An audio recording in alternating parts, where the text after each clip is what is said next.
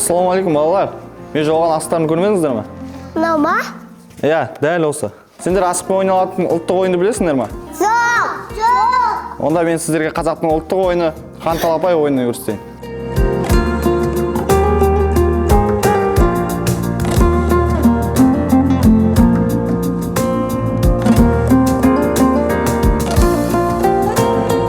Балалар, онда қанталапай ойын бастайық. Мен сіздерге бірінші ойынның шартын түсіндірейін. Бұл жерде көп асық болады, мен сіздерге жерге төгемін. Бұл асықтардың арасында қан дейтін асық болады, ерекше асық. Бұл асықты қай бала тауып алады, сол ойынды бірінші бастайды.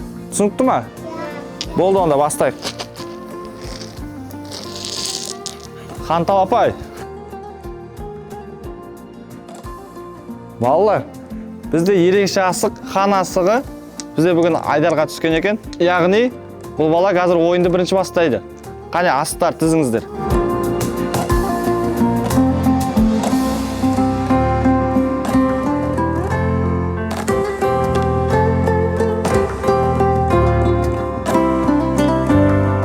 Балалар, сіздерге бүгінгі ойын ұнады ма? Онда бүгінгі біздің ойынның жеңімпазы Айдар.